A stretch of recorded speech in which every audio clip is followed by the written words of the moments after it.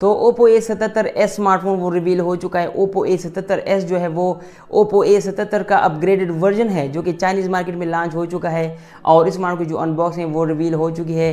Oppo A77 की जो unboxing है वो आप मुलाहिजा फरमाइए और उसके बाद डिटेल से बात करते हैं।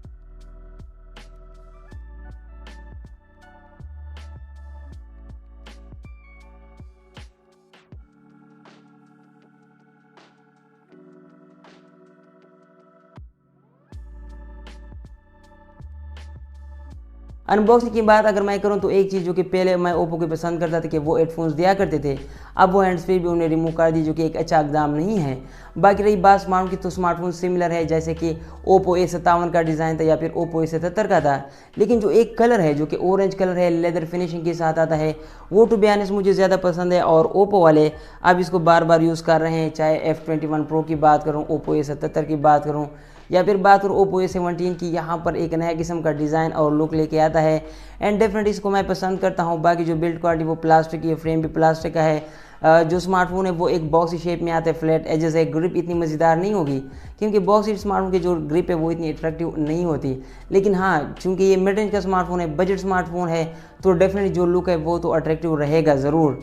बाकी रही बात फ्रंट की तो इस स्मार्टफोन में एक बार फिर से ड्यूरॉप नॉच ही यूज़ किया गया है। जी हाँ, ये जो स्मार्टफोन है 6.56 इंच का एक HD प्लस रेजोल्यूशन वाला एक IPS डिस्प्ले साथ लेके आता है जो कि ड्यूरॉप नॉच के साथ आता है।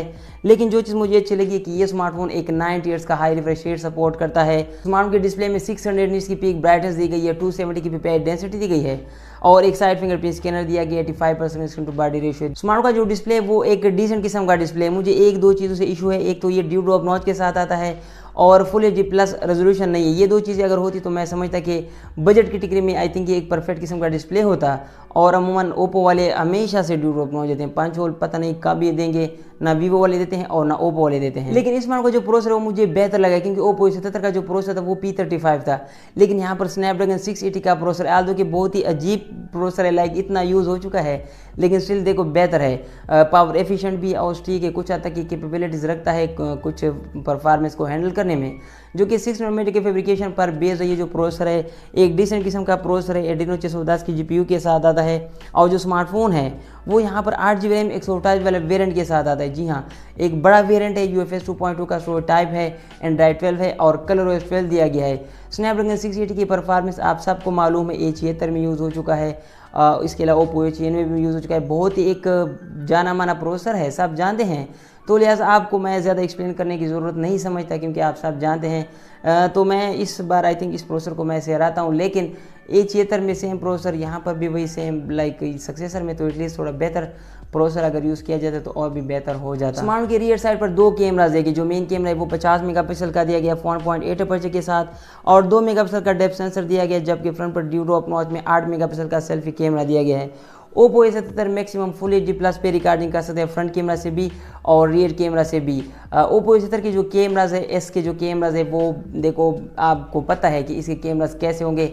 एक आर्डिनरी किस्म का स्मार्टफोन है, आर्डिनरी किस्म के कैमराज के साथ आता है, ज़्यादा एक्सपेक्टेशन नहीं रखनी है आर्डिनरी किस्म की तो को आकर के, ताकि आपका जो दिल है वो आर्डिनरी तौर पर टूटे, एक्सट्रीमली ना टूट पाए, लिहाजा इतने मज़ेदार कैमराज नहीं है। रही बात प्राइस की, तो अगर ये पाकिस्तान में आता भी है तो ये तो है वो 40 प्लस क्लास का जगह, यानी 40,000 से ऊपर ही आएगा।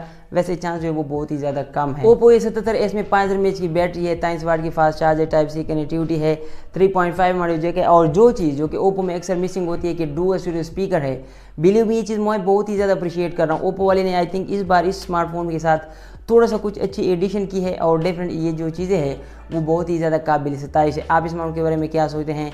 Do let me know in the comment section. अल्लाह हाफिज़।